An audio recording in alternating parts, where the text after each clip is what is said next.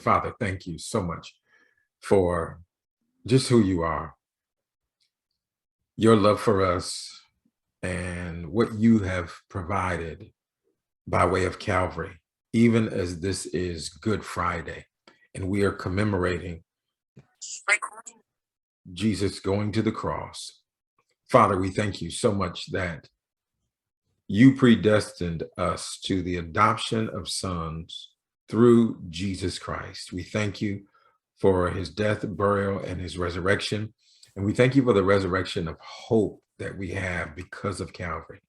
Lord, the things that are going to be shared on tonight in this virtual venue, Father, for those that dial in live and for those that hear the recording, we look to you and we're asking you to help us to communicate in such a way that things that may have become complex, may they become simple. May truth be revealed to the hearts of people so that there is a hunger and a thirst for righteousness. May the seeds of truth cause there to be a birthing in the heart of your people and those that have been destined to be your people. May truth find a way deep down on the inside of their hearts on tonight. And may your will, your plans, and your purposes come to pass through this interview in Jesus Christ's name. Amen. Amen. Amen. I think that alert was just for this Zoom here. You reminded yourself to jump on, huh? Yeah, normally my phone is on. I had to make sure my phone was on vibrate. Definitely don't want that type of a disturbance. So, well, we're probably like right in the 30-second window. So I think I heard you say email, so I'm going to keep that in mind. I know there are numbers of people that had articulated to me their desire. They wanted to be aware. A couple of people wanted to attend, but different things. And so just like Stephanie, I think it's Ayers who asked. And of course, I've just let people know, hey, there will be a recording and we will, I look to upload that to YouTube and make it available. Well, it's 6 p.m. Central Time and 7 p.m. Eastern Time, and definitely want to just welcome everyone, anyone who's here live, of course, and then those that are going to be watching this recording. Hey, I'm Ramon Dees, and I'm really excited this evening to just be kicking off an interview, really just a conversation, just an honest, heart-to-heart conversation with Jessica Banner, someone that I've gotten to know, I feel like quite well. And I hesitated because before saying that, we haven't like really hung out other than at like a house party or two, but the conversations that we've been able to share, getting to know each other through our being members of the same local church, Influencers Church of Gwinnett, it has absolutely been wonderful. And speaking of the house party where we used to hang out, the individual whose house party it was, Carlene, just dialed in. Hey there, good to see your name. So familiar names and faces, so glad to see you. And like I said, I'm brimming with excitement because, I'm thinking about a saying that I've heard over the years where some people have said, some people come into your life for a reason, a season, or a lifetime. Now, I absolutely believe that this is it. It's a reason. It's been a very unique friendship for a season, but I also believe that we're going to be connected for a lifetime. And my wife, who's not here right now, but she is online, her and my daughter I think they're on their way. I'm not sure if they're still downstairs, got some errands, but my wife and I have really gotten to know Jessica, and Jessica has gotten to know and getting to know us through some counseling. My wife and I are coming up in 5 days, our 3-year wedding anniversary. Mhm. And I tell you, the growth that has come from two people becoming one, it has been exciting. It's been thrilling. It's been challenging. Um, but oh boy, okay, got to be careful so I don't get teary eyed too soon. Um, You and but that big heart. oh my goodness, I love her, that little girl, Ryan Nicole. But you know, in all seriousness, we got involved with counseling, and Jessica, when I think of it right now, I just say, well, it's been over a year and a half. I don't really know how long we've been in this process. Um, you know, relationships, I've learned in my life experience, will give you some of your highest highs and some of your lowest lows, and just the dynamics that you walk through in getting to know people and walking with people. And marriage will help you to see things about yourself that you have never seen before, because you end up in settings that you've never been in before. And so one of the things that has come out of being married is I started seeing some things in my own heart and life that I knew needed to be addressed. And there were some things that I felt like that we both were just discovering early in our marriage, because we got married later in life. And I just felt like there were some things that just needed some attention. And early on, I said, babe, I really want to just look at getting some counseling. And one of the reasons why I said that was, and I said that probably in the first 6 months of our marriage, in complete transparency. I remember. Um, I'm 52, be 53 in a couple of months. Got married at 49, turned 50 that year. So my wife's in her mid 40s. So we got married later in life. And I say that to say this: we were very set in our ways, unlike some people who got married really younger in life. And the relevance of that is, I think, when you're more set in your ways, the two becoming one can sometimes be a bit more of a challenge. Knowing some of the statistics around failed marriages, I was absolutely determined, no, we got married saying from square one, the D word is not an option till death do us part. And so because of some of the things I've seen in life, things I've seen in marriages, other marriages that started out with the best of hopes and intentions and didn't make it. There are things that I've seen in ministry. I've been a believer for 34 years now, and I've seen the good, the bad, and the ugly in a ministry context. I spent a couple of years in ministry full time. So, and again, I'm speaking to a broader spectrum of just relationships.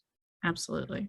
And so because of what I've seen, I wanted to take steps and say, hey, babe, let's do this. And we started a process with Jessica, and it has been so encouraging. It has been transformative. Some of the lessons learned we about ourselves, about one another. It has been the most wonderful, wonderful process. And so, because one of my desires is really just to empower people to become as productive as possible and to maximize their potential in the process of being who God has called them to be. You know, when I saw some of the transformation that I was experiencing, that my wife was experiencing individually and then collectively in our marriage, you know, I'd already committed myself just to doing what was necessary to not become another statistic. And so I said, you know what? As a result of the changes that we were seeing, and then what really blessed us, Jessica, this might have been maybe a month ago, month and a half. We have sessions on Monday evenings, and she attested to some of the changes that she was seeing in us because we had rolled up our sleeves, we were doing the work. And so we could see it, she could see it. And I felt like, you know what? I want other people. Because when I started recognizing some of the trauma that I'd been through that I didn't recognize as trauma, just life experiences that it really shaped me in not the best way. And counseling was helping me to recognize some things and then to really realize some transformation to get beyond some of those traumatic experiences. I just wanted people to experience and have an opportunity to experience some of that same freedom, because I believe that a lot of us go through trauma and sometimes we don't realize it because it's become normal. Mhm. So that being said, just kind of wanted to frame why are we doing this interview and why now? Well, everybody's talking about mental health now, post pandemic. And then, of course, there was a national event where everybody knows, Chris Rock was slapped by Will Smith, and there's been a lot of conversation around that. But there have been so many things that have brought about the conversation of mental health. Mhm. And so one of my goals is that I want to destigmatize some of what I have found in conversations around counseling over the years. I want to destigmatize what counseling, good, healthy counseling is like. Mhm. Um, and I definitely wanted to provide some exposure to someone who has been so instrumental in our lives. We count her not just as a counselor, but as a friend. And so again, that's enough for the laying the foundation. I trust. Just to kind of want to give you, like I said, my heart on that. So Jessica, appreciate you so much, more than truly, more than words can say. And so I just kind of want to kick it off by asking, how and why did you even get into counseling? So, yeah. It's always the question. It's always people's first question. And it kind of makes me laugh a little because my mom and I joke, I was 35 in an 8-year-old body. And it's it's kind of funny because God was actually just reminding me in the last few months about a couple stories that and this gets to your question. When I was 8 years old, I would tell you that I probably ran the neighborhood counseling center at the foot of my driveway. Like people were, all my friends around the neighborhood, they'd pop in and we'd sit down on the driveway and we'd be chatting out all the things we were living through. And I was 8 years old. Wow. And the same thing, 8 years old, and had a birthday party and had some friends have a conflict and I was pulling them out and mediating. It's just something that I think between experience and the gifts that God's given me just truly showed up in me very young. Um, and I just always had a desire to help. I think very early in life, I saw woundedness, but I've always been able to see that people we're not inherently good. We know we live in a broken world and we have will and all the theological components and arguments around that, but people are made in God's image. And so that in and of itself implies there's goodness in them and that Mhm. there's holiness in them and righteousness in them. And I just really had a hold of that pretty young in life. But I also saw we lived in a broken world and people hurt each other. Hurting people hurt people. That's a real common saying, but it's so deeply true. When we are hurting, we're prone to hurting others. What's not so well known is some of the reasons why that's the case. So I would tell you I've been a lifetime. It's a vocation, not a job. And so but I pretty early I went straight through in my education. All I've ever done is counsel in my grown-up career. But more and more life experience I gained just gave me more and more passion. The more and more ministry I did, the more I was helping people. God's just really been putting me on a journey, even about how people get to a place of hurting and really what are some of the things he does to help them heal. Because he knows I'm passionate about that. I really truly believe that we are meant to see the goodness of the Lord in the land of the living. And I Mhm. believe him when he says we're meant to be set free. We're not going to not be afflicted in this world, but I do truly believe we're meant to be set free, and that we don't actually have to wait to get to heaven to experience that freedom in our lifetime. That's good. So, Wow, that's really good. Um, I like that. Believing that we're really supposed to see and experience abundant life, because that is a very necessary part of having that experience in life. Um, before I speak to that though, with a particular thought in my mind. So okay, so it started really early for you, 8 years old. That's significant. So I'm curious about your background, like your training, your development. Like, what are your credentials? Like, help me understand how the road that you traveled to be in the capacity that you're in now? Well, I would say, especially as believers, we know God kind of puts up the guardrails and directs our path. When I started, I actually wanted to go into ministry. When I was coming out of high school, I thought I was going to, he came to me and said, "You're not meant to be in the church, you're meant to go into the world." And that just totally confused me at 18 years old. um, but I knew I didn't want to waste time while I was trying to figure that out with the Lord and what that really meant. And so I just started at Perimeter, which was a local community school, and started plugging away at classes. But over the next year, God really told me and directed me through some experiences that I had into psychology and counseling. So I finished my associates there, but then he connected me with this incredible family that their daughter was going to Atlanta Christian College, which is now Point University. It's had some transitions, but best 2 years of my education, I got to study nothing but Bible and counseling, which were my two favorite things. So it was a great 2 years where I finished my bachelor's. And in the midst of my college experience, my dad was involved in an accident at work and experienced a catastrophic traumatic brain injury, which really turned my family upside down. He was a primary breadwinner. There had already been a lot of family dynamics that we dealt with in childhood and, through their younger parenting years. And, but it just threw us all for a whirlwind. And I'm telling you that because it affected what I actually chose to do my master's in. Because I really saw the lack of care for families who had extreme crisis or medical disruption in their family. So Georgia State happened to have a program for rehabilitation counseling, which has a strong emphasis in vocational and career counseling. But the cool thing about it was you got all the criteria you needed to be a professional counselor, but you got a lot of medical background, and that's what I wanted. So it's really been a helpful tool in my career to actually have that medical piece and understanding injury and acquired injuries and congenital disorders and things like that. So I have my master's from Georgia State, and I worked about from internship till August of 2018, 10 years up to the week, I was working in Peachford Hospital, which is a major psychiatric hospital here in the Atlanta area.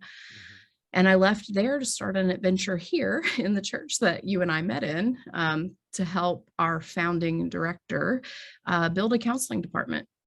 So I have kind of built a practice here and really helped her lay out the foundations as she was diving into this venture of taking hold of the churches designed to help the people. So that's the long and the short of it, I think. Okay. Wow. Good deal. I know you just had mentioned Peachford Hospital in our last session, and I found that interesting because I had a chance to actually do a little ministry there to the seniors probably about 4 or 5 years ago. So it was just interesting to see that we had been in some similar places before we actually met. Okay, so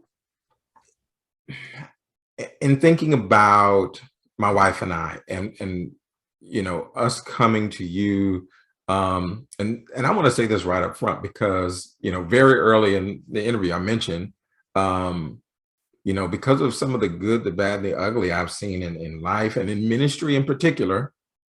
Okay.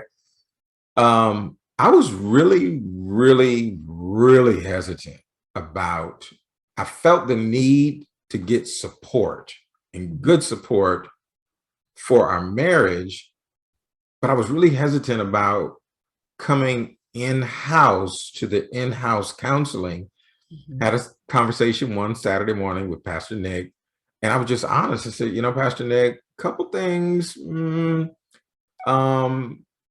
I've been through some things in ministry. And this is where my wife and I are, some things that I'm considering, we've talked about. I'm just not feeling, I think the word is probably safe with coming in-house. And it wasn't anything I had experienced at influencers. And I'm saying this for a reason because I've had other conversations with people Mhm. who, in one particular conversation, a couple I know have been married more than 20 years.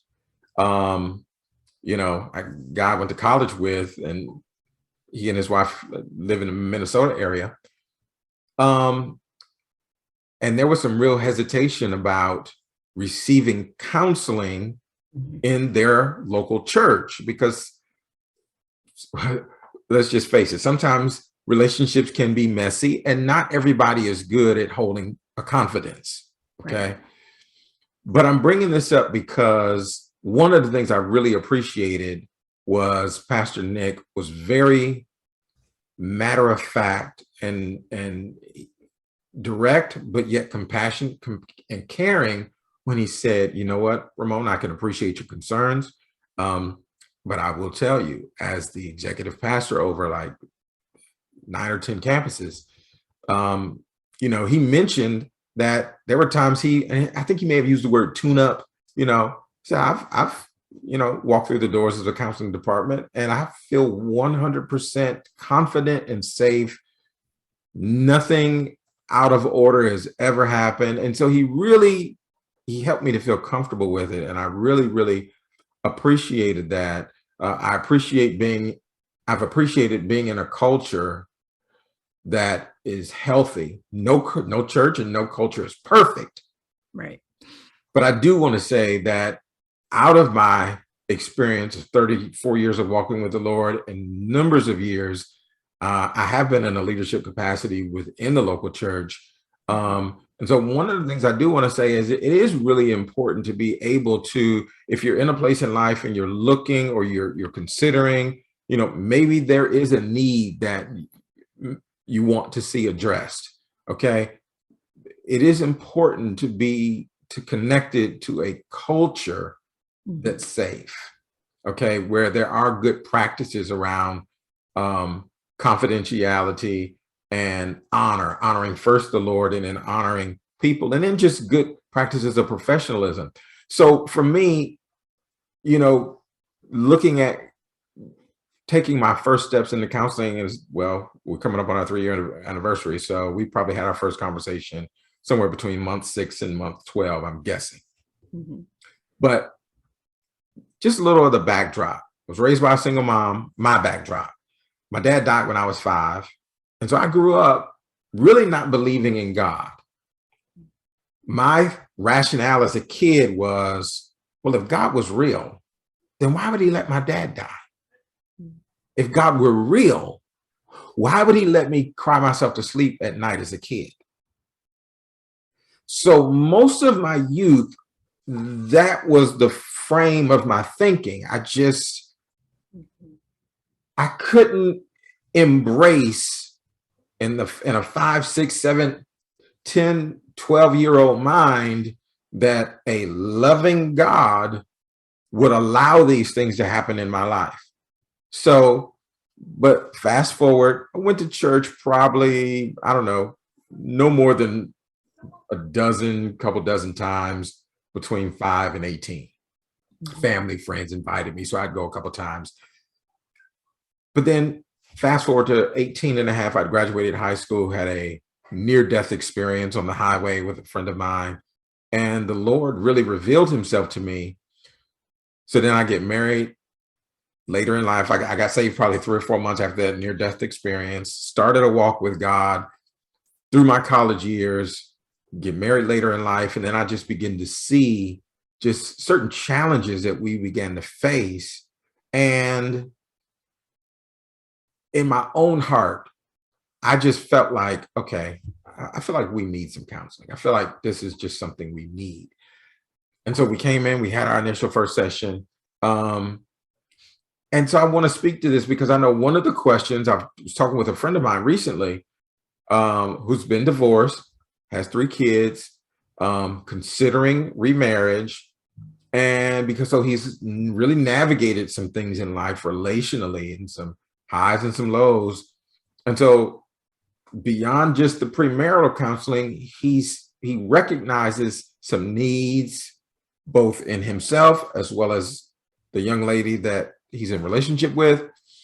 And so he was asking some questions about, well, like, how do you even choose a counselor? What's, how do you recognize what makes sense? Like, who makes sense? Is everybody good for you? And so Jessica, I want to give you an opportunity just for a moment, and I'm going to go back into just some of what I've experienced and what's been so rich in this experience for me. What kind of counseling is this that we're walking through? So I would say, just based on, because you're trying to break this down for people, one of the first things I would say is there's a lot of stuff out there. Even when I went to school, we studied model after model after model of counseling, different frameworks that people kind of work from a more mental health standpoint out in the mental health field. And there's all kinds, and on the other side of it, I'm operating as a professional pastoral counselor. There's a whole lot of pastoral models out there also. And so I want to just preface that, because some people are going to find some things, and you may find models that look a little different than what I'm about to share. Because and I'll preface this also, I said, I worked in the hospital for 10 years. And one of the things that, obviously working in the secular world, we don't talk about faith or religion if people bring that up. And we have to be respectful of that, even inside of the church, meeting people where they are in their spirituality, because spirituality and our trauma are tied together. That's a conversation we don't have a lot, and we'll probably get there a little bit later. But I say that because I was praying and asking the Lord for reprieve, because part of what I was seeing in the work I was doing is people weren't getting better. And where I started this conversation, I believe we can get better. And so I told the Lord, if you don't bring me to something, a process, because I'm a girl who believes in deliverance, but I also believe God's a God of process. He's a God of both. I don't think you can tell me there's a person in the Bible that didn't have both. He delivered. Every character I read about, there was moments of deliverance and there were moments of process. And so I just was begging the Lord, really, like, I need a process, God. What is your process for people? And so he brought me to this model that I have done myself. I've worked through 4 sources of my own in this model, which I've been looking for. I'm a counselor. I've been trained in this. I counsel myself all the time, but good counselors usually see counselors. That's I actually just read something about that again this morning. People who, wow. Most people aren't counselors unless they've been through something. And so we want to know that they're in their own process of getting healthy, and they don't have to answer that. That's not a question we necessarily get to ask them, but it's always great when someone is transparent to say, hey, I do my own work, or I have done my own work in the past. And, but God brought me to this model, and it is what we're working on is a narrative trauma processing model. And so it is a type of narrative therapy. We do writing, right? You get homework from me. Yeah. And I don't give you, I don't tell you what that is. You're coming up with those based on your experiences, but there's a very structured writing process. And it's called START, Strategic Trauma and Abuse Recovery. But it's based on neurological science research that's been done about the brain and how the brain, the long and short of it, because we could be here 5 hours walking through some of this, but realistically, our brains, God built this beautiful organism that we were designed to survive. I always tell my clients, in the beginning, God didn't create us with the idea that we needed to experience death, that we needed to experience disease and illness and all this brokenness. But we know the story. Sin entered the world, and we do, but God anticipated that. And so he designed us and fashioned us in a way that even our brains, our biological, our emotional, our mental systems are wired to survive and make it through the other side. But sometimes the way that that happens, we kind of get left with some of the fallout a little later. We have these brilliant organisms that survive really well, but there can be some fallout in that. And so a lot of that has to do with the neurological process with trauma. And so this model has been designed to help people reprocess and help the brain reprocess traumatic experiences, which also delves into the survival system we developed to survive that, right? You've heard me say it 100 times. You know, if I'm 5 years old and mom and dad get in this huge fight and it scares me and I don't feel safe and I run and go hide under my bed, right? What do we say happens for the rest of our lives when we get caught up in conflict if that doesn't get resolved? Right. I'm not hiding under my bed so much anymore, 25, 35, 55. But am I still running and hiding when I'm confronted with conflict? Right. We hide in our bed. I've met a few people who do that. We get a little more sophisticated with how we hide, right? We get socially appropriate about how we hide, but we stop answering phone calls. We cancel our events. We find ways to hide because that survival got wired into our brain that when we experience conflict like this, when that wasn't resolved, there's literally pathways that form in our head. And that's why it's the easiest thing to do when we feel, the pop psychology word, when we feel triggered. But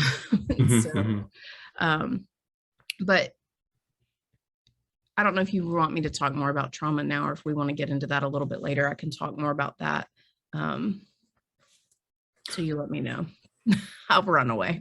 Well, I want to build on the trauma piece for myself, and I want to, because I think the thing that really stood out for me in walking through this process, where in my heart that sense of, okay, I feel called to help people, and out of that sense of calling, like, well, let's do this interview and let's kind of pull the curtain back so that people who have experienced trauma and may not recognize that, wow, that's trauma, and maybe I need some help getting, because I think everybody to some degree, we can find ourselves in cycles in life, where cycles of thinking, where it's hard to break out of certain thought patterns, oftentimes thought patterns about ourselves, sometimes it's thought patterns about other people and whether or not they're well-intentioned, or we find ourselves in cycles where we can't break into levels of productivity and fulfillment in our careers, in our relationships, as parents, as spouses. Like, we get into these cycles and it's hard to get out. And then and I think so many times we deal with it in our head, like, okay, it's just like, maybe this is just how it's always meant to be for me, right? Right. But the thing that really started like speaking, almost screaming at me as a result of going through this process is, and this is why I started talking about where I was, growing up, not believing in God. That dad died when I was 5. So I want to talk about something that I never, I'll be 53. So I'm beyond 50 when I realized, wow, you had a traumatic experience when you were like 4 years old. And that trauma gave shape to what I began to think about and believe about myself. And belief is a precursor to behavior. Absolutely. And so we find ourselves in life, like, sometimes stuck in these ways of living, these ways of speaking, relating to people. And then we don't know, well, why is it so hard to break out of this? But it was the counseling that really kind of pulled the curtain back for me and helped me to see, well, the reason why you can be as task-oriented as you are sometimes is because some of the seeds that were planted in your life as a kid. So let me be a little bit more specific. I had a situation that occurred. Went to go visit my dad before he died. He died in March of 75. So this would have been the summer of 74. So I went and hung out in New York for, I don't know, a week, whatever. And, he and my mom weren't married. So I'm with him at a girlfriend's house, and she had 2 kids. So I'm sleeping in a bunk bed. And in the middle of the night, I fell out of the bunk bed. Mhm. So I hit the floor, and I'm sure it was some level, but I don't really remember it as a painful experience. But here's what I remember. I remember hitting the floor, waking up, and I remember being cold. Mhm. I remember being concerned about, okay, did I wake them up? I remember being concerned about, well, if I climb back up that ladder, am I going to wake them up? Mhm. I remember being very self-conscious. I remember feeling lonely. Like there were certain things I felt. Mhm. And there were some other things that happened on that trip. Like I got to New York, my dad was late picking me up at the airport. So I'm just like hanging out, waiting. I'm a 4-year-old kid waiting in the airport for my dad, who he got there, but he was late. So there were numbers of things that for me, it was just normal. It was just my life. It's just what I lived through. Right. And it wasn't until we started having conversation and you really helped me develop new perspectives around certain experiences, and the way you ask questions, the way you frame questions, and the way you helped me to step out of myself, so to speak, and say, well, let's look at it this way. Like that has been invaluable in helping me to realize that, okay, wow, that really was not okay that he did that or that he didn't do that. And at this point, it's really not at all about bashing my dad, Mhm. because I think most times we do the best that we know how to do in the moment. Mhm. But for that 4-year-old kid who developed some beliefs out of that moment that then shaped the way I continued and in some ways still live, like I began to appreciate the need to go back and to look at certain experiences with a new set of eyes Mhm. to process now. So right there, the word trauma. Mhm. If you would, just for a moment, Jessica, how do you define trauma? Yeah. So I'm going to say this. We live in a day and age where trauma is a buzzword. So it means a lot of things to a lot of people. For us, with the model that we use and the department, the model I'm using, we define trauma as anything that contradicted our beliefs, values, or expectations that caused loss for us that did not get resolved. Which is why, people talk about trauma being subjective, right? Mhm. To some degree it is. I mean, the reality is you and I could live through the same event, but Mhm. we don't necessarily bring the same beliefs, values, and expectations to that event. So I may have contradictions where you didn't. I might experience losses where you didn't. Or you may have experienced losses too, but you had the framework to resolve them or the support system to resolve them where I didn't. And so there is a level of subjectivity, but that gets a little bit into the neuro part of that too, because most people have heard of fight or flight, right? We know that that's most of us in pop psychology, we recognize that the it's the biochemical process that God put in us to save our lives, right? We in school we always talk about it, about the caveman. He gave us fight or flight, so when the tiger came we could run or fight. And most of us aren't fighting tigers this day and age, though we fight proverbial ones sometimes. Right? But one of the things that's true is the brain does not always differentiate physical threat of death from emotional threat of death. And so it's why sometimes it doesn't require that my life actually be physically at risk. If my brain's perceiving that something around me is so harmful, it will still calculate it and go, that's going to hurt you. And so we go into fight or flight mode, which is a biochemical process. Your body is literally gearing up to save your life. Mhm. So that's why our heart starts racing, right? So one thing people always know, well, my heart was beating out of my chest. Well, that's because your body's literally pumping more blood to your arms and your legs so you can hit something harder or run faster, right? It is a biological process to save our lives. One of the things that people don't know as much is that it actually affects the way we think also. Right. So in our brains, we have this prefrontal cortex, which sits at the front of our brain, right? This is the place we do all of our thinking. We make our executive decisions. We do our problem solving. Most of our conscious thought is coming out of our prefrontal cortex. This it's where we problem solve. We figure things out. Well, in the middle of a crisis, our limbic system gets activated, which is the part of our brain that regulates hormones and chemicals. And right, that's what activates that fight or flight process, is that those chemicals activate. And so part of what happens in the middle of fight or flight is the brain kind of shuts this thing down. Because, I tell people, if I'm going to go out and cross a crazy busy intersection and all of a sudden I thought I had a clear path and a car comes barreling down the road, what's going to happen if I'm standing in the middle of the road and I'm thinking, how fast are they going? Why aren't they slowing down? What kind of car is that? What are they thinking? What's going to happen? I'm going to be in trouble, right? Right. So my body shuts that down so that I will just move my body out of the way. I can think about it later, right? Mhm. And so what we know about trauma neurologically is when that happens, we shut down the thinking process, which is why none of us makes our best decisions when we're in the middle of fight or flight, right?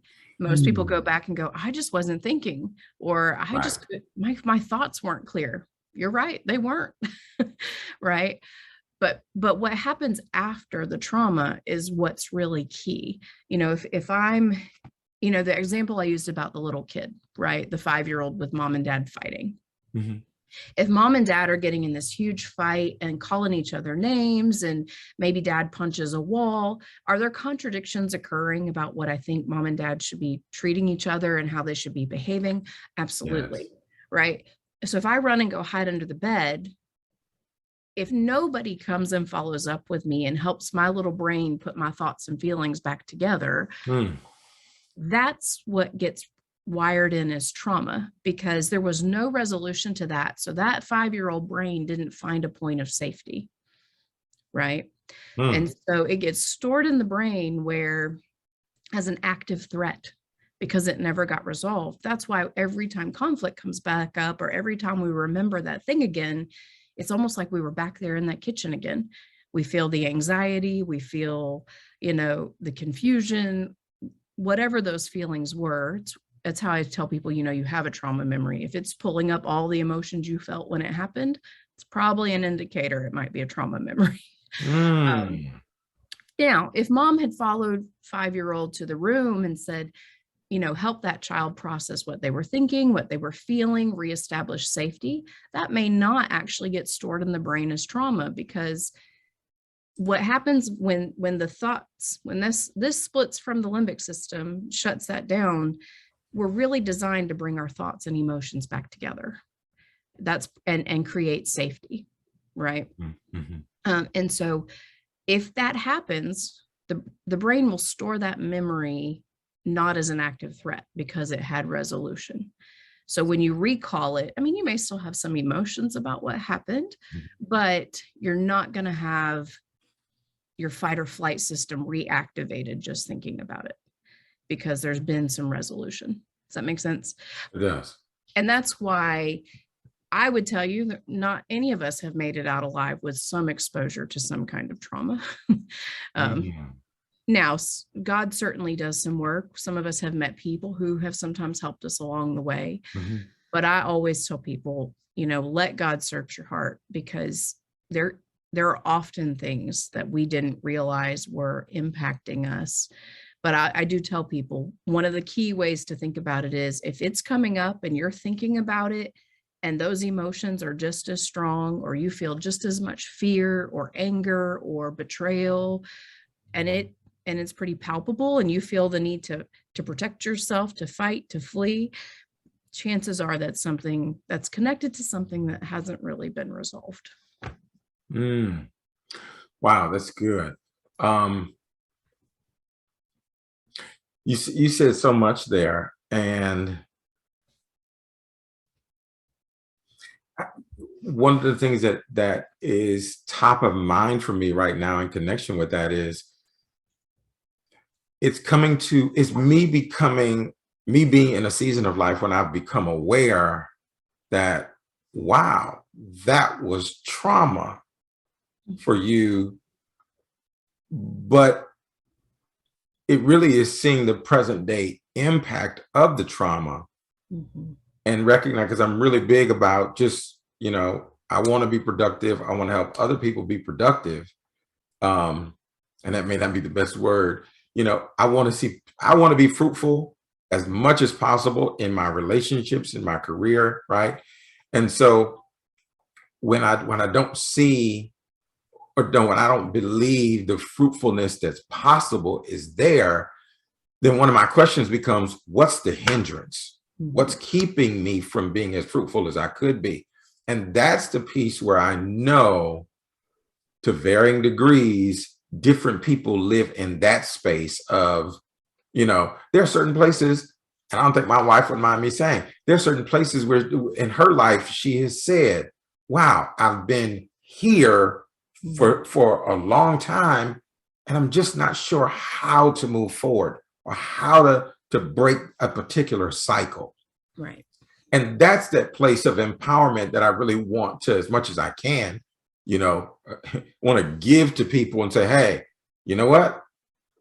Not everything is trauma, or not trauma is not the reason in every case for our lack of forward movement. Sometimes we just need to embrace, and sometimes it's the change of relationships, a change of environment, change of mindset, largely. And sometimes it's just we need to apply ourselves.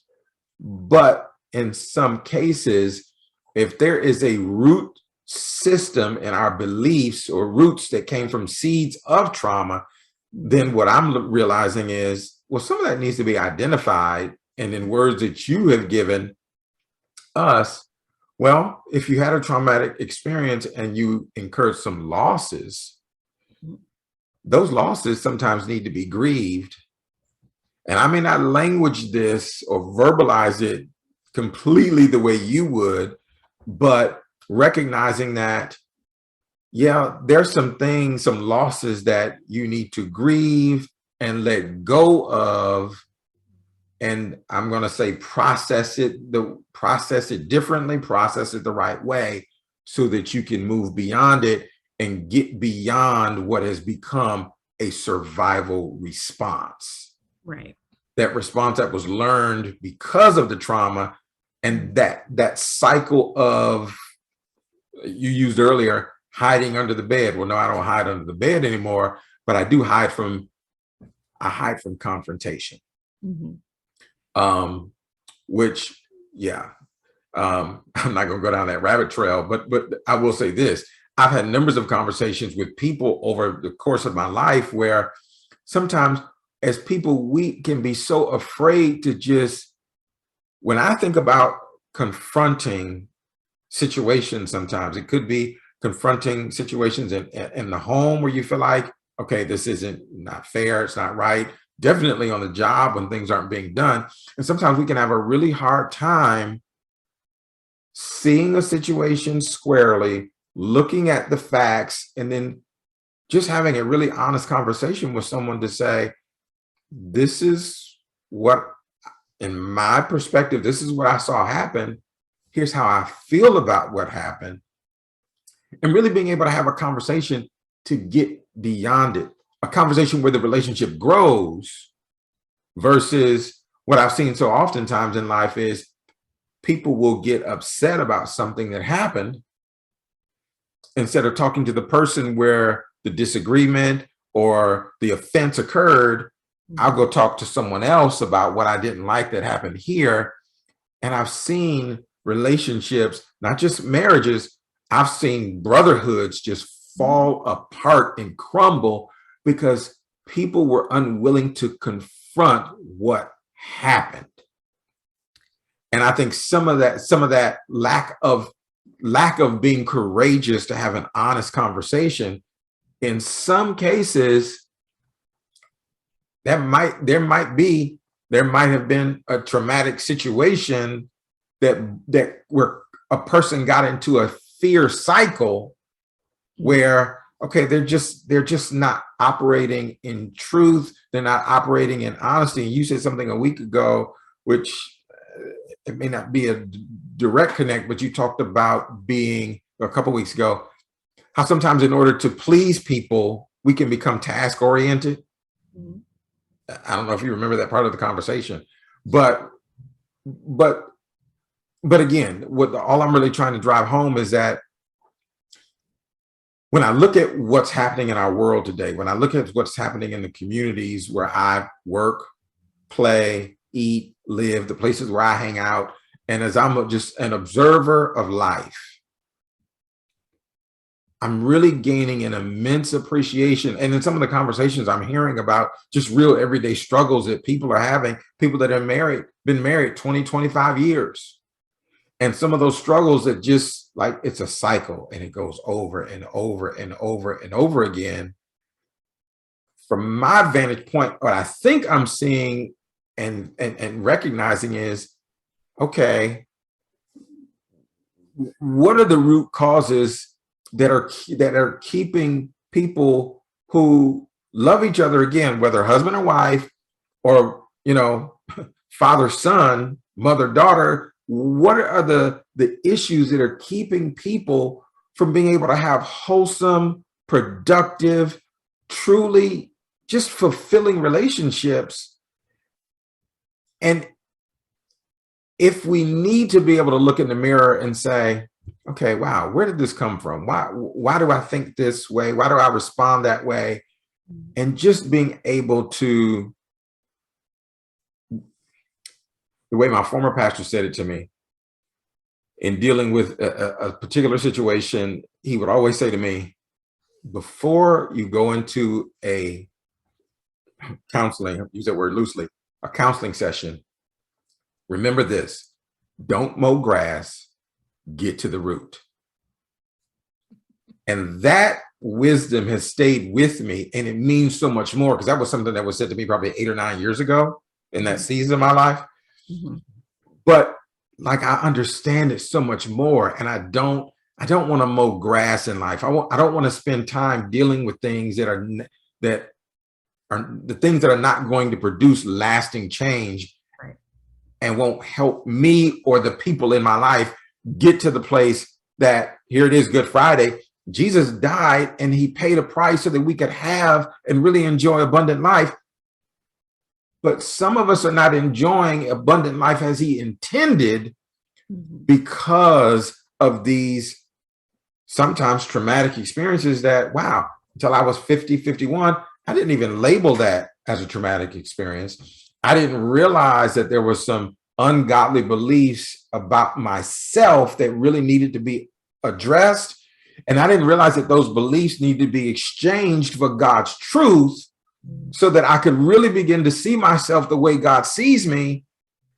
And as a result of that renewing of my mind, now I'm properly positioned to be able to enjoy abundant life as he intended. But until I get to some of those roots, I just keep going around the same mountain. Or I was. And so I hope that makes sense. It does. Can I speak to that for just a second? Certainly. Because this is the part where I find, working in the church, most people are stuck. Part of what I was passionate about is the fact that, and I this was part of my own story. I hated the scripture about renewing my own mind, because I got to this place with the Lord where I was like, Lord, I've done everything I know how to do. I've prayed, I've fasted, I've gone to conferences, I've done all of these things, and my thoughts still aren't changing. I profess your truths. I live in that. I try to change my mind. And so I have a real heart for the many, many people in the church and outside of the church that are like, they hear that message because it's God's word. So we know it's true. So it created this real tension in me. And what the Lord really showed me in the journey, we can't underestimate survival beliefs. And we kind of say that it's very easy to kind of pass over what that actually means. Mhm. But when we develop a survival belief, it's not just a thought that we think and we can cast it aside. It gets hardwired into that trauma memory as the way we deal with this, which is why a lot of times we can't actually see that it's fully false until it's not trying to keep us safe anymore, which is why we have to resolve trauma. So, for example, if I'm that little boy or little girl and I run and go hide under my bed and I believe my daddy's not safe, he could hurt me, right? And so if he could hurt me, that means I'm not valuable, right? I'm not important, or I'm not valuable if I'm something he could hurt. That becomes a survival belief, because and people when I say that, they're like, how is that survival? That's a negative thought. Well, here's the truth though. Sometimes that negative thought is the brain's way of trying to find a way to survive, because in our humanity, if I'm not good enough, what do we then try to do? Become good enough. Be good enough. That is our survival response. That's the behavior that came out of that belief that got wired in to keep us safe, right? I'll keep trying to, and this is where it became task-based, right? I've got to be good enough. And that's often what tips the scale into perfectionism, task-based. I call it transaction. I use it two different ways. There's conditional love and there's transactional love, right? If I give you A, B, and C, then I receive this back. And so, but what happens is that belief gets wired in with that unresolved trauma. And it's the thing that's still keeping us safe, because I'm still dealing with conflict. I'm still dealing with, I don't feel safe with people in conflict. And so that's why I've met Christians, including myself, who struggle with, you keep telling me to renew my thoughts, but I don't understand why my brain keeps going that direction. But every single time there's a conflict, this neurological input, there is electricity traveling down that wired in belief system, which is why it's so hard. But once I resolve and find safety in the trauma, guess what my brain is freed up to do? Think a new thought. Think a new thought, because I no longer need that negative thought to stay safe anymore. Does that make sense? Yeah, you just, I don't know everybody else, you just said a whole mouthful, like that was a whole meal in that. That's a little bit to digest there. I mean, I no longer need that thought to stay safe. Is that what you said? Mm-hmm. I no longer need that thought to stay safe. Yeah. And here's where we struggle. And this is the part that I think you and I have a lot of dialogue about, is because we have grown-up brains, at least everybody on this call right now, right? There's no children here right this minute, but we don't look backward and go, oh, we can look back and go, well, yeah, I mean, I shouldn't think that I'm not valuable. Because we have been trained, we've been educated, we've heard that's not a good thought. And so cognitively, we're aware that's not good, right? But that's why it confuses us. Why do I keep thinking it, even though I know it's not true? But that's it good. is, right? And so watching, I mean, I was heartsick watching the church wrestle with this. And that's part of why I was grateful to find this model, even for myself, because when I finally was freed up, I could actually look at those beliefs and truly, fully see that they were false when I no longer needed them, right? Which allowed the Lord to replace what, at that point, the Lord really could renew my mind. And don't get me wrong, God is never not pursuing that. And we are not effective to some degree renewing our mind. That God is bigger than all of us and all of this.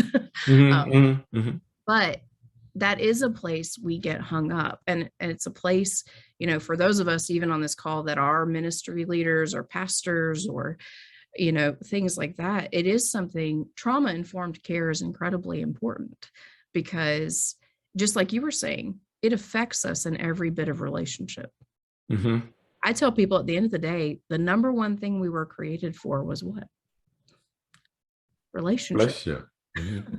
Everything else is a vehicle. And so if the enemy can interrupt relationship, and what happens, whether it's marriage, whether it's family, whether it's friends, bosses, coworkers, a lot of times what's happening is survival responses meet survival responses, and we can only get so close.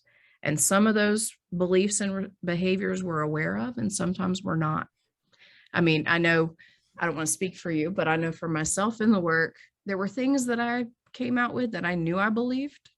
And there were things in doing the work that I had no idea I was believing that, or functioning under that false belief. Mm. And that's one of the things for me, that process allowed me to see things I hadn't fully seen before, when I was intentional about going back and looking at, wow, this did happen and that wasn't okay. And I tell people all the time, I'm not here to vilify any other person, but sometimes we do have to go back and look at what happened inside of this situation that Yes. caused loss for me that I haven't grieved. Because that's the thing about our survival beliefs and behaviors. They cut off God's grieving process. God designed grief. We hate grief. I'm going to tell you, I've worked with thousands of people. We do all we can to avoid grief. But grief is, if you really look in scripture, when people in scripture had loss, what did they do? They grieve for a particular period of time. They grieved, Mm-hmm. because grief really is the natural healing process. But when we get kicked into survival mode, we don't grieve, and the brain is constantly fighting that active threat, and we never get to grieve. Now, that what you just said was for me. That was huge. When you get kicked into survival mode, you bypass the natural healing process, which is to grieve, and that's what creates the cycle. If I heard that correctly. Because grieving is a part of, when we bring back those thoughts and emotions together, we're able to really grieve the fullness of what was lost. And we grieve aware. I know you've done some of the process. So when we talk about contradictions and losses, when we actually explore that part of the process, I don't know about you, but for me, I was surprised, where I thought I had 1 or 2 losses and I wrote down like 40 losses. I was really caught off guard from a singular event, So I wasn't being able to grieve the fullness of that loss. So as I'm listening to you right now, sometimes I really think and see in pictures. And here's the picture I see. It's a combination of what's been said over the last couple of moments. So traumatic experience, survival response. Out of that survival response, or because of the survival response, if I don't, out of the trauma, there's a loss. Mm-hmm. A loss, survival response.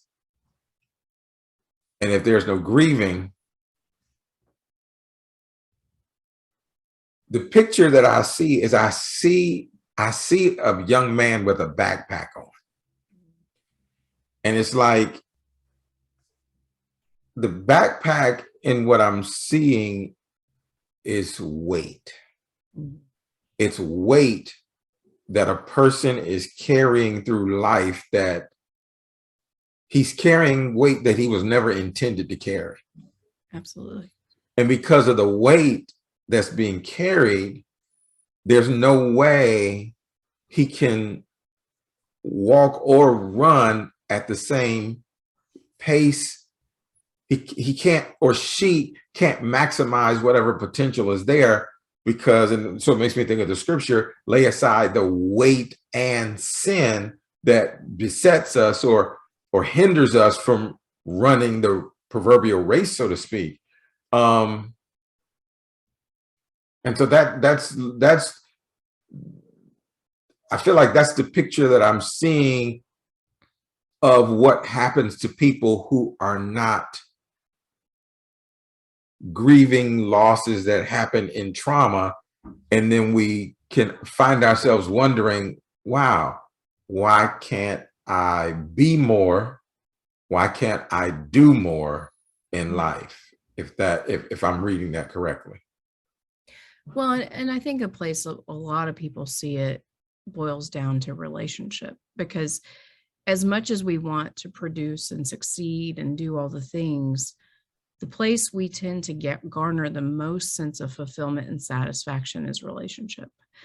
And that's the place where if I've got things that don't let me accept all of me, then how am I going to show up in a relationship with anybody else or even with God if I can't let myself go there? Now that's huge. If I cannot accept all of me. Mhm. And I say that because when we talk about one of the biggest places, and because we're focusing on this, a lot of people don't realize how much our survival beliefs also include God. And here's what I say, because I get a lot of people who are like, well, I didn't even believe in God at the time. And I was like, well, we still believed something in the context. If I grew up in a home where we didn't know about God, or we didn't get taught about that, or then I believed he didn't exist. So how was he going to help me if I didn't believe he existed? So he didn't exist in this event. That's still a belief we developed tied to that trauma. Well, if you didn't exist, then how is there anything out there that's going to help me or partner with me or love me, And so, because this is a place when I meet people in the church in the process that they're like, I don't understand. I know all this stuff about God. I know it's true, but I don't understand why I still don't feel the fullness of God's love, or I'm struggling with grace and joy or peace.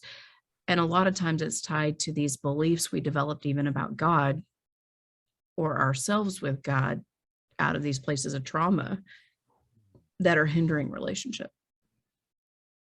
And because trauma is relationship based, I mean, there is trauma that's uncontrollable, right? If a tornado takes out my house, nobody caused that. Right. But most trauma is relationship based. There were contradictions inside of a relationship with a person most of the time. And so we already develop beliefs about relationship and our value and all those moving pieces. And so we even see that relational fallout spiritually with God, which is why, when we may experience this ourselves, we may experience it as leaders where we're really struggling, where somebody else or ourselves are struggling with, I know there's more to God. Cognitively, I know it. I believe this. I have faith. I have, we may even have a Holy Spirit in us and just be wrestling. Like I've worked with some people who've been believers 20, 30 years. They've been strong leaders in the church who've sat in my office and had to acknowledge beliefs of, but I've never fully felt the fullness of his love. Because there were these beliefs, as much as they believed and as much as they had helped change people's lives, some of those beliefs were still hindering. Mm-hmm. But he's good most of the time. He's good most of the time, right? I don't know about you, but I don't serve an almost God. Right. But our survival would tell us sometimes that we do. That's so good. That is so good. Because I know I've had moments where, because of the circumstances of my life, in some moments my belief about God shifted, and it may only have shifted temporarily. Mm-hmm. Okay, God, I feel like you don't care right now. I know I've had conversation with the Lord where I've said, God, I feel forgotten. Now I know you haven't forgotten me. On an emotional level, in different seasons, depending upon what I know I've had that conversation before.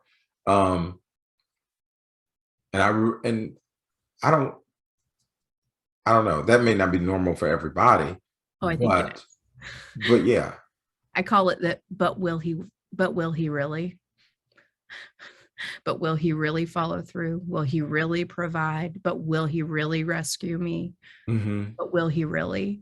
Which is an indicator, because here's what's true. In our experience with humanity, I tell my clients all the time, you're never going to be in a relationship that doesn't let you down. That's right. I don't care if you love that person to the fullest and it's the healthiest relationship you've ever had.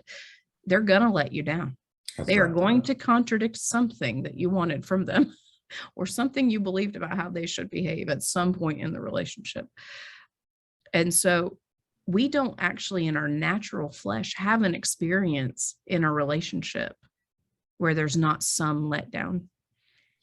And so it stands to reason, given our experience, that we sometimes transfer and develop beliefs about God. Well, if people can't, and cognitively we know we can't, we're not perfect, right? Mhm. But we transfer that, and we develop the, but will he really? He does most of the time, or he does for most people, but will he really? And that really lets me know that there's some kind of situation back there where I've been let down, or I've been rejected, or I've been not helped. And I've developed beliefs about that. Mhm. And I like the way you frame that, but will he really? Because I know that people experience that, especially when it comes down to like physical healing. The scripture talks about, well, Jesus is a healer, and he is. And I've been both recipient of healing, um, where I've had pain disappear instantaneously. I've seen people experience it, but then I've also had moments where, okay, I prayed and others have prayed, and the situation didn't change. Mhm. And so in those moments, yeah, I get that question that comes up like, okay, all right, well, will he really do it in this situation? I've Mhm. seen him do it for others, but yeah, um, it's good. So good.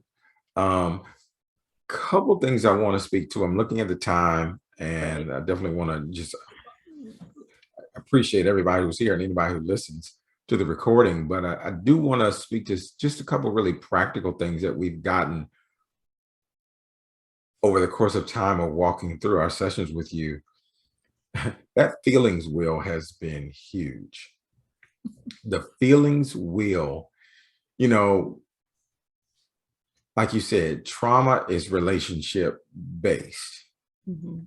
And one of the greatest assets that I've pulled out of our time together is the feelings wheel, which helps you to really articulate when you've had a loss, a disappointment, a misunderstanding, or whatever it is, like just for your own peace of mind, before you try to get into, before, my wife and I, in certain cases, have worked through, you know, the healing part of a conversation because, we both said something that hurt one another's feelings or whatever the case may have been, just to be able to take that feelings wheel and look in the mirror and answer the question, okay, how do you feel? This happened, this was said, or this was done, or this wasn't said, this wasn't done. How do you feel about it? That has been huge. And it was really, really challenging in the beginning because in my mind, I would so quickly go to what I thought, Mhm. what I thought either should have or have not happened in a given scenario. Mhm. And I skipped over how I felt about something. Mhm. And so when you initially gave that to it, like, it was like, okay, getting my mind over into this place of answering the question, how do you feel? That was a hard question. Now I've gotten so much better at it. And now I even know to ask myself the question. And this is where, again, the recognition of the need for counseling largely came out of our relationship. Mm. But once we got into the process, you know, I can be at work or in a whole nother situation and just asking myself, okay, how do you feel about this? I mean, it has been huge as a tool to process forward in the midst of a difficult moment. And when I think about the difficult moments that as a world, as a society, we've been going through with the COVID pandemic, and just so many things that have been thrust upon us, and the new normal that, you know, we're all living with. Sometimes one of the greatest things in my life experience is just being able to sit with yourself sometimes. And I don't want to say long enough, because it's not about the length of time, but it's about having the presence of mind and the awareness to know, you know what, you need to work through your feelings. Mhm. You just need to be able to identify them Yeah. and then work through them. And that has been huge. Just that skill set of identify your feelings and work through them. That's been huge. And then another thing that you have really given that has really empowered us is, I'm gonna go back to me. I'm gonna go back to the question of what is trauma. Mm. And you, if I remember your answer correctly, you said anything that contradicts our values, beliefs, and expectations about what should have happened. Mhm. So, as the 4-year-old kid who gets to the airport and his dad's not there waiting, Mhm. my childhood mind said, well, he's on his way. He'll get here. Everything's cool. And it wasn't until you reframed it and you said, okay, so Ramon, think of it this way. What if Ryan was older? You put her on a plane to go see mom. She gets to the airport.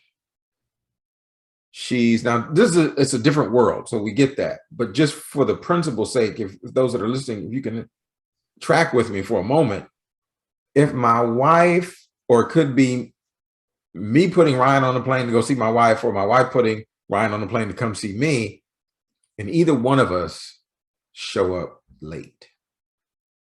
So and it could be a 5-year-old kid, heck, in today's world, could be a 9, 10-year-old kid. And they're in an airport alone waiting for a parent.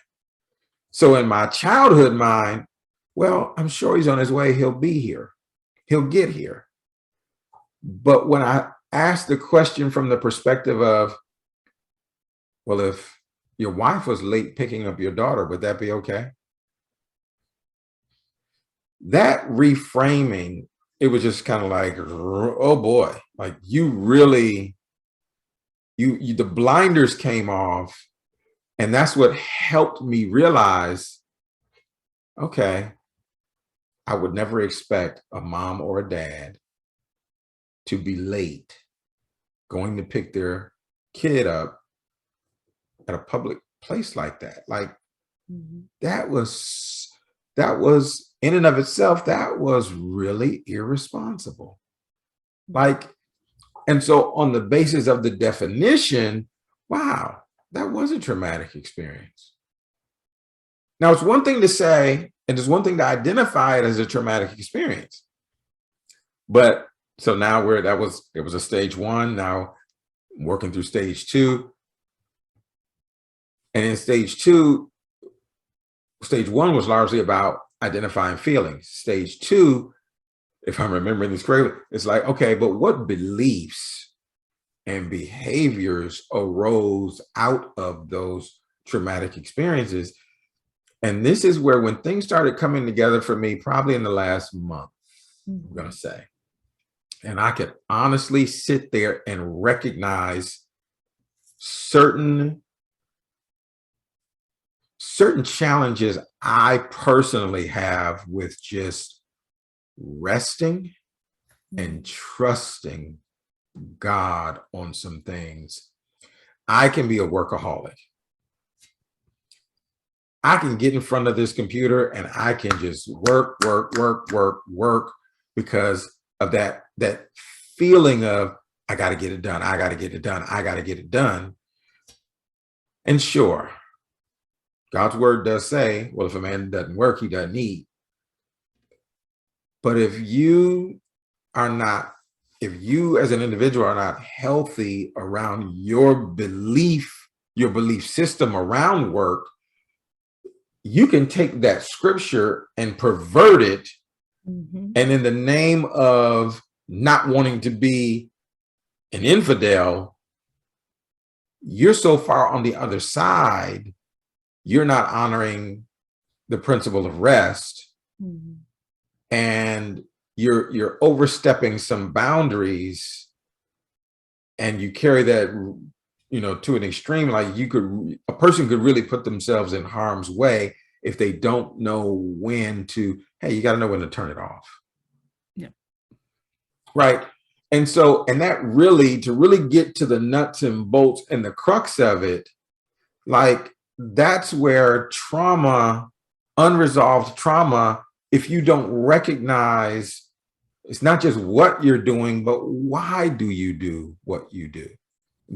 Are you working hard out of us, for me, are you working hard out of a sense of healthy responsibility in your quest to be a provider? Or are you working hard because you're so performance oriented? Because if you don't, cross every T and dot every I, you feel unworthy Or unsafe. Or unsafe. Or unsafe. And it was those conversations that, again, like, the things that I had just never seen, never considered, certain thoughts that never entered my mind, but I really began to understand more of why I was doing what I was doing in certain situations.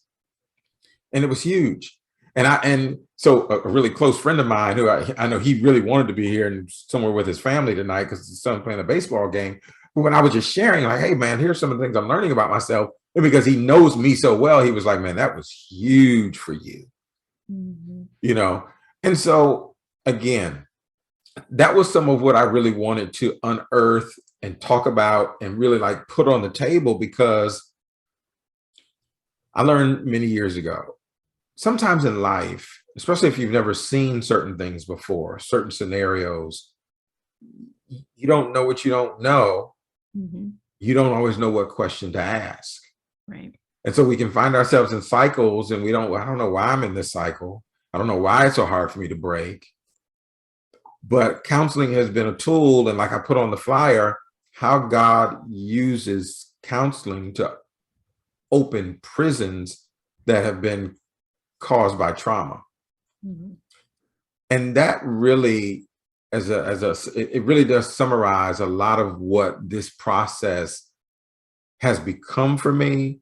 And so, at the end of the day, again, I really wanted to kind of pull the curtain back and give people another perspective of, okay, what does healthy counseling look like?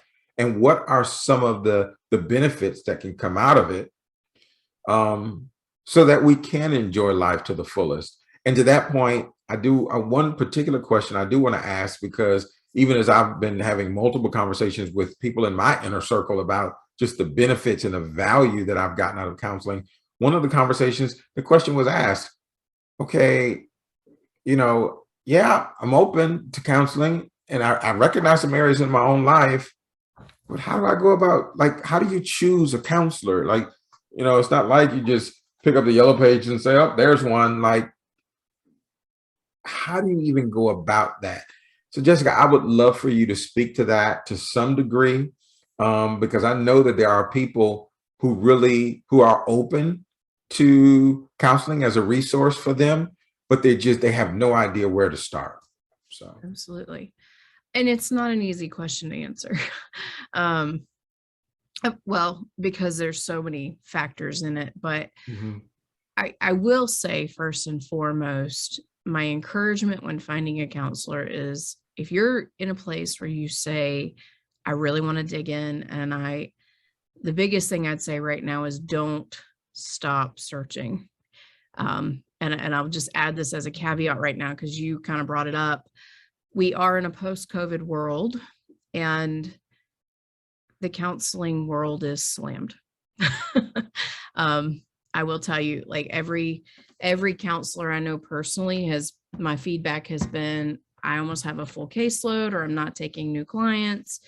I've talked to people looking for counselors who've said, I've made 20, 30 different phone calls, and that can be very discouraging.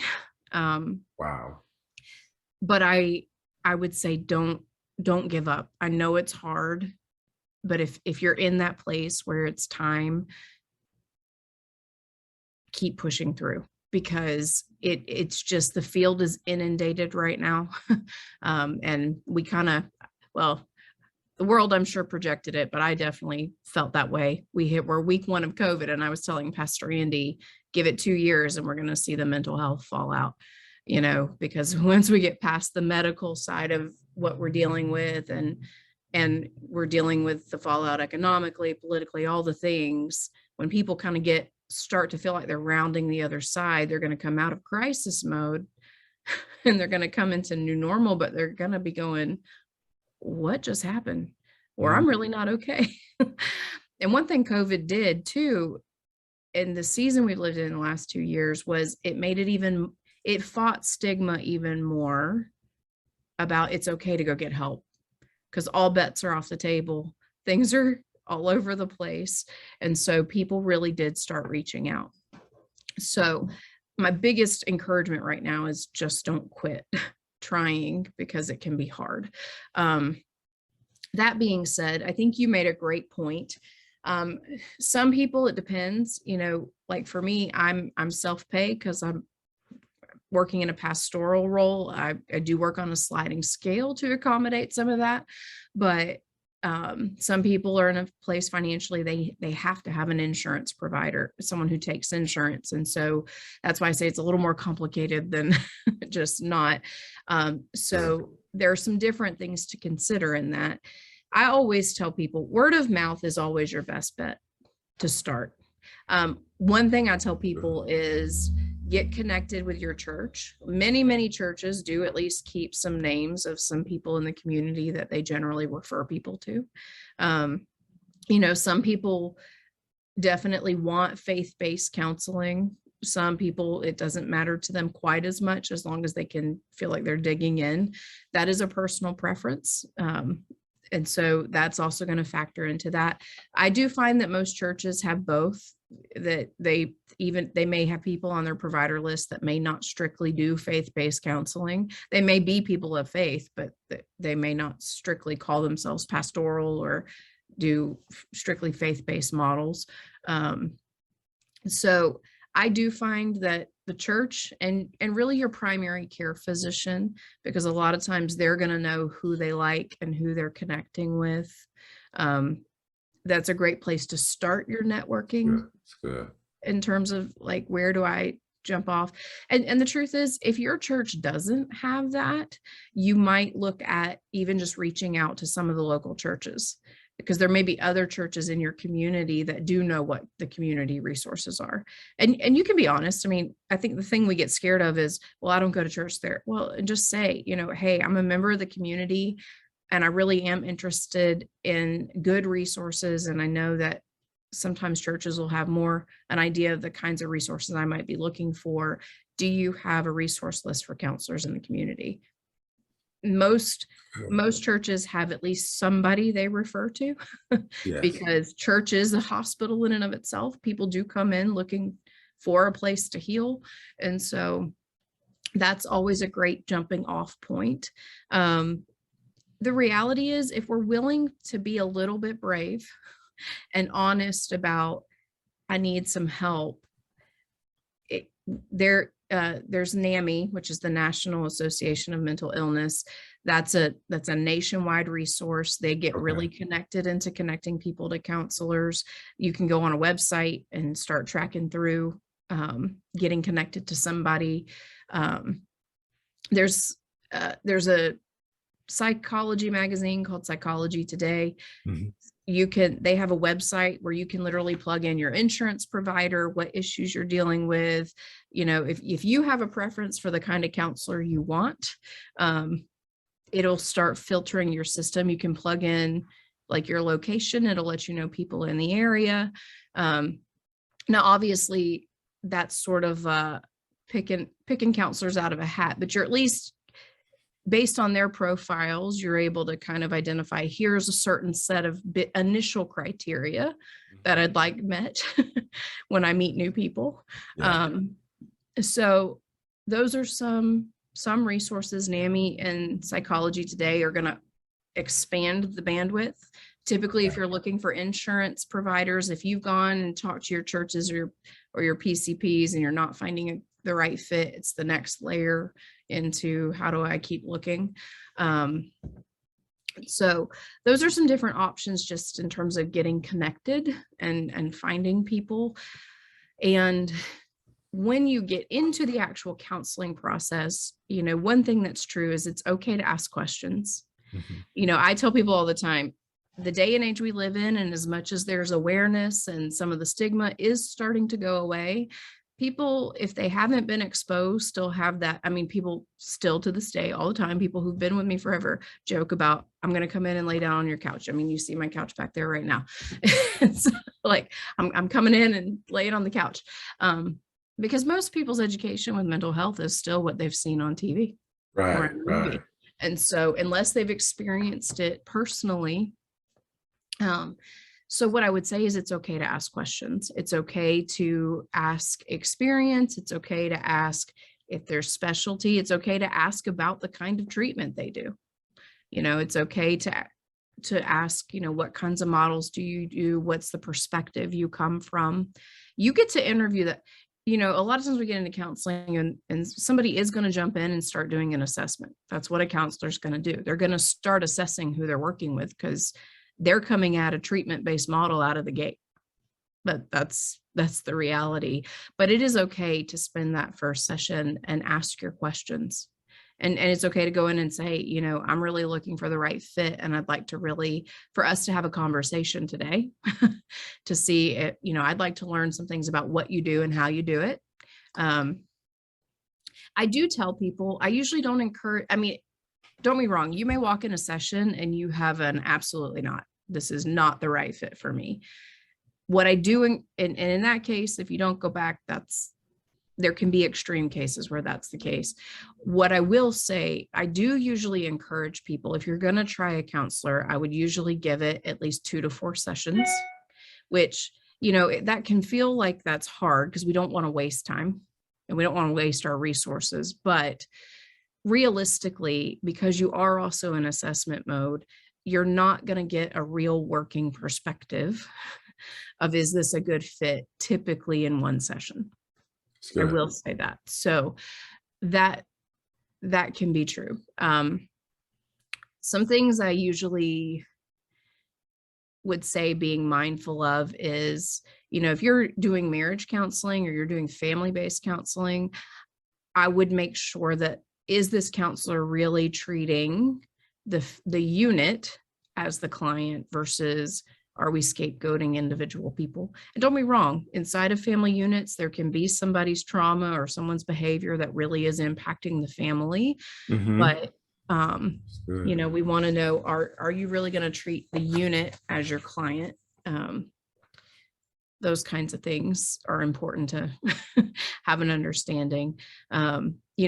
It's like I said to you earlier, I tell every client when we go to work on a source, we're not here to vilify that person.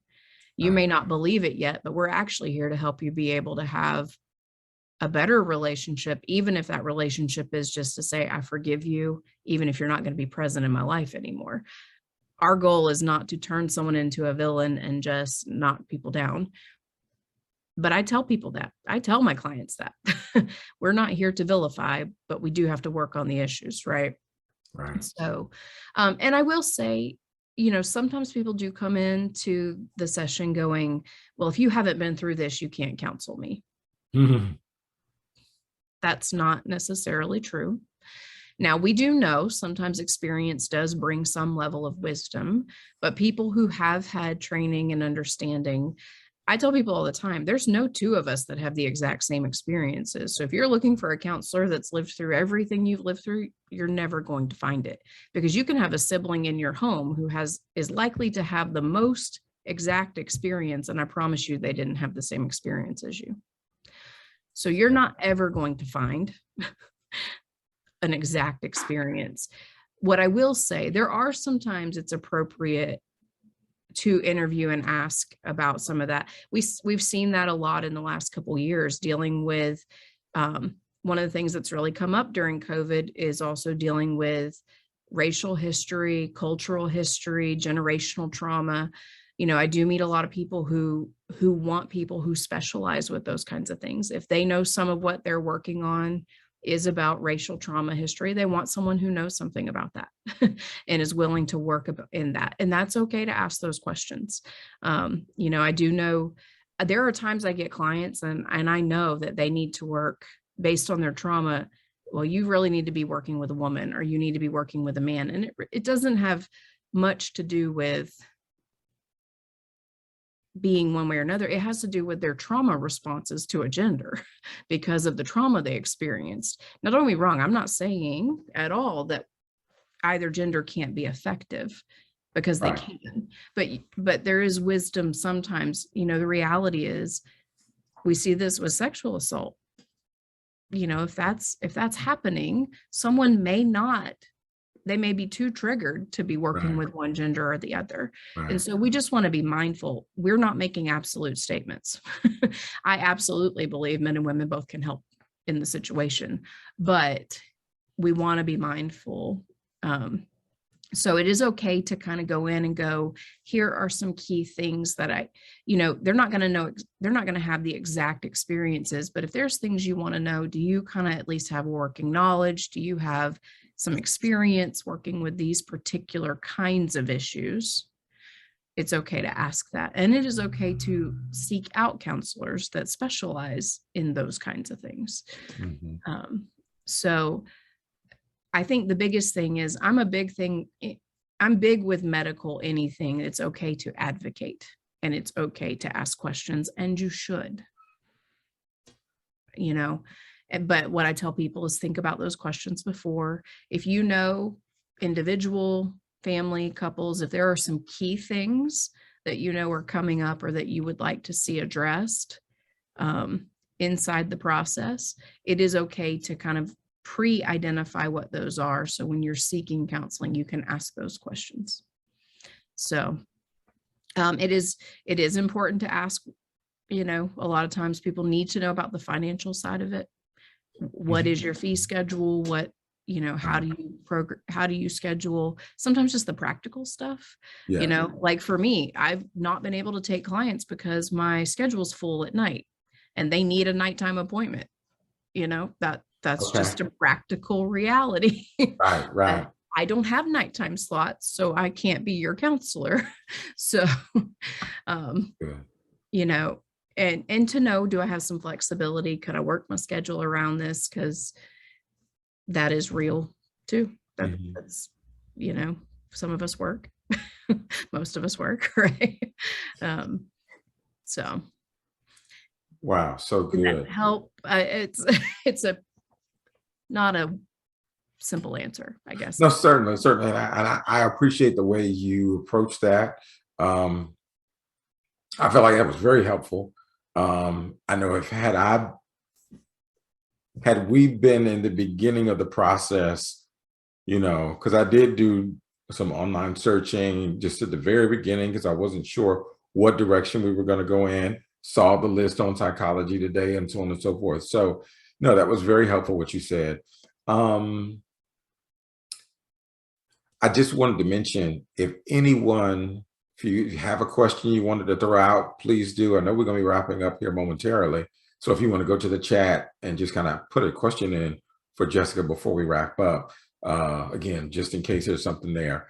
But outside of that, Jessica, again, I really I can't put words to the level of gratitude and appreciation that I have, one, personally, for what this has done and what it's doing in my personal life, growth, development, but then concurrently, as it's having a very direct impact on our marriage, our friendship, and our ability to parent from a healed, whole place. Um, it, can't say thank you enough. It has been absolutely huge, um, just huge. I really don't. I don't find myself being at a loss for words too often, but this is definitely one of those times. Um, yeah. Anyone who may want to, and again, I'm sure we've all heard what you've said, whether we're here live or those that will listen to this recording. But if someone is thinking, the full caseload, people are busy, I know you've got a lot going on, but if someone wanted to reach out, how would somebody reach you if they had additional questions or what have you? So best way to reach me probably right now is going to be by email. Um, it's jessica.banner@influencers.life. So again, jessica.banner@influencers.life. So if you have direct questions or things like that, that's probably the best space to reach me. You're not wrong. I'm pretty busy in this season. I am one of those counselors that has a pretty full caseload right now. But I do have a team that I'm working with where there is availability. And so if there is need for connection, I would definitely say if there's people here connected to you, they could reach out and I can give you the number to influencers counseling. But also, some people on here may be connected to me and you can ask me personally. But not to give up, that there's places to reach, and hopefully they'll keep going. It's my hope and dream in the future that we start equipping more places in the kingdom where people can reach out. So there may be another conversation in the future to have about that, but Absolutely. just an iron Absolutely. in the fire right now. But because I'm pretty passionate in this season of my life about equipping and training and educating. Because I do believe that God says for us to multiply, because I can help 25 or I can help 25 help 25. And so, Hey, I love the way that sounds. so, because I think healing is part of God's process. Hmm. And a lot of people step away when it comes to the crossroad of healing. And that's one of the tragic things I've seen in the kingdom. When people really get confronted, am I gonna trust God with these broken pieces? Even when it's hard to trust, because we don't trust him. We just talked about all the reasons why. But am I going to lean in and let him do this work? It's a pivotal point in our faith journey. And it's not one we're really designed to do alone either. It's one of the things that's why equipping the body to help each other through that process, because it is a process, right? We said he's a God of deliverance and he's a God of process. And so he has designed, and it's one of the things I think about. Here we are, and it's Good Friday, but the very reason Jesus came was that we may be restored. Yes. And that we can have fullness of life.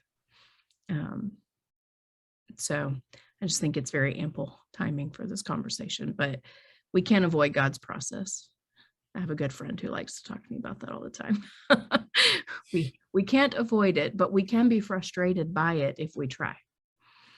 That's so true. And so I like what you said, and I think we'll wrap up on that note, because we had a moment in one of our sessions where we talked about the importance of leaning in. Sometimes when you've got to confront trauma, going back and looking at what you've been through, that can be painful. Mhm. Um, And we've had some of those moments, but I think one of the things that we saw as we faced that was, I think we saw that, okay, on the front end, it's almost like, you know, something that was just really painful. It's like, no, I don't want to go through that again. I don't want to relive it. Mhm. But sometimes we need to relive, we need to lean in and relive those moments in order to experience the healing Right. and not remain stuck in the survival responses. Right. Um, and so, yeah, I really kind of wanted to double click on that as you said it, Right. because when you said it, I immediately went back maybe a month or so, like, yeah, we've been through that, and that's real. Avo- Um, Avoidance isn't real healing. And we have all kinds of ways we do that. And we especially do it with this thinker right here. We minimize, justify, rationalize. But avoidance is not real healing. And in the beginning, the brain does tell us you can't go there, it's going to hurt too bad. And one of the things I always tell clients is you've already lived the hardest part. You have actually already lived the most painful piece of this. You survived the hardest part. We won't avoid the pain, that's right. but you don't have to go through the pain alone like you did the first time. And there is something that once we start to feel the relief of that pain, I was telling an old client, I had a conversation this morning with an old client, and I said, that statement, it hurts so good. Mhm. There's this real tension when you start gaining momentum and healing, that you don't look forward to the pain, but it's kind of like exercise. You know that if I exercise and there's some pain, there's actually a good on the other side of it. And the same thing can happen mentally and emotionally. It hurts so good. Like, I know I'm going to have to stretch this. I'm going to have to push through that temporary pain because it actually provides long-term relief and Yes. long-term freedom. And so that's why I say keep pushing. Don't quit. Don't quit the process. Um, so Wonderful, wonderful. Well, I certainly appreciate your time, your availability, your just your honesty, and the what you brought to this conversation. Because again, I know I'll never be the same. We won't be the same. That little 22-month-old downstairs, she will not be the same because of some of the work that we're doing, and we will continue doing. So, thank you. For anybody that might need it, I put Jessica's email in the chat.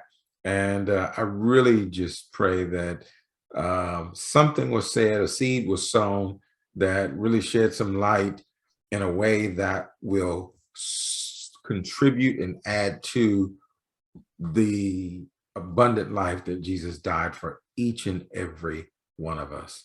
So, because if that's comes out of this conversation, then as far as I'm concerned, it was absolutely worth it. And that was really the goal. All right. So I appreciate you, Jessica Banner. Looking forward to our next session. And everybody who's here, hey, we appreciate you being here. I appreciate you being a part of the conversation. And